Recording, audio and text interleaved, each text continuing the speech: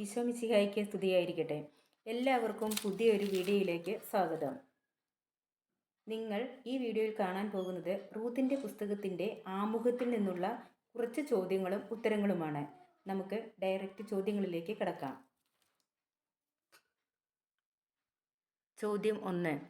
പഴയ നിയമത്തിലെ എത്രാമത്തെ പുസ്തകമാണ് റൂത്ത്? ഉത്തരം 8-മത്തെ. 2. റൂത്ത് ഏത് വംശജ അല്ലായിരുന്നു എന്നാണ് ആമുഖത്തിൽ പറയുന്നത്? യഹൂദ. 3. റൂത്ത് ഏത് ദേശക്കാരി ആയിരുന്നു എന്നാണ് ആമുഖത്തിൽ പറയുന്നത്? ഉത്തരം മൊവാബിയ. 4. മൊവാബിയ ആയ റൂത്തിൻ്റെ പേരിൽ പഴയ നിയമത്തിൽ ഒരു പുസ്തകം അറിയപ്പെടുക എന്നത് എന്താണെന്നാണ് ആമുഖത്തിൽ പറയുന്നത്?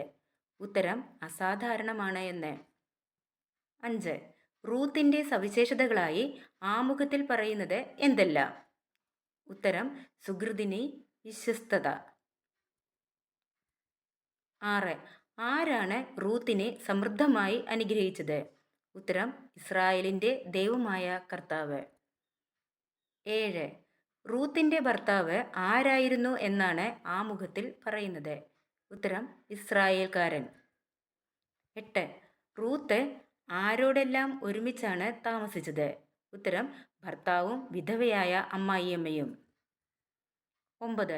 റൂത്തിൻ്റെ അമ്മായിയമ്മയുടെ പേര്? ഉത്തരം നവോമി. 10. എപ്പോഴാണ് റൂത്തിൻ്റെ ഭർത്താവ് മരിച്ചത്? ഉത്തരം തൻ്റെ ഭർത്താവും വിധവയായ അമ്മായിയമ്മയും ഒരുമിച്ച് മൊവാബിൽ താമസിക്കുമ്പോൾ. 11. എവിടെ വെച്ചാണ് റൂത്തിൻ്റെ ഭർത്താവ് മരിച്ചത്? ഉത്തരം മൊവാബിൽ. 12. റൂത്തിൻ്റെ ഭർത്താവ് മരിക്കുമ്പോൾ അവളോടൊപ്പം ഉണ്ടായിരുന്നത് ആര്? ഉത്തരം അവളുടെ വിധവയായ അമ്മായിയമ്മ. 13. നവോമി ജെറുസലേമിലേക്ക് തിരിച്ചു പോന്നപ്പോൾ റൂത്ത് തൻ്റെ ഭർത്താവിൻ്റെ ദൈവത്തോടും അമ്മായിയമ്മയോടും വിശ്വസ്തത പുലർത്തിക്കൊണ്ട് എന്തു ചെയ്തു? ഉത്തരം അവളോടൊപ്പം ജെറുസലേമിലേക്ക് പോന്നു.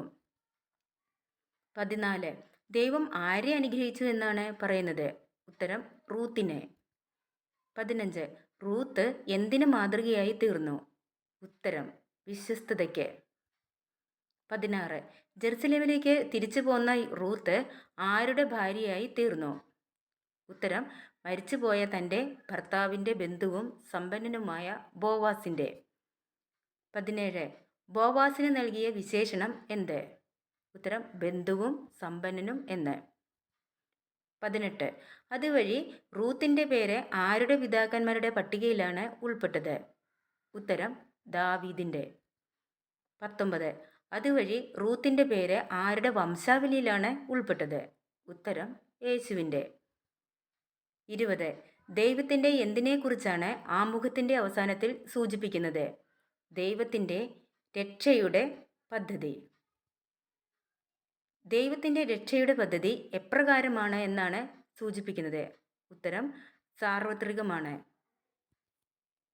ഈ വീഡിയോ നിങ്ങൾക്ക് യൂസ്ഫുള്ളായി എന്ന് വിചാരിക്കുന്നു. നിങ്ങൾക്ക് ഇഷ്ടപ്പെട്ടാൽ നിങ്ങൾ ഈ ചാനൽ സബ്സ്ക്രൈബ് ചെയ്യുക, ലൈക്ക് ചെയ്യുക, അതുപോലെ തന്നെ എല്ലാവർക്കും ഷെയർ ചെയ്ത് കൊടുക്കുക.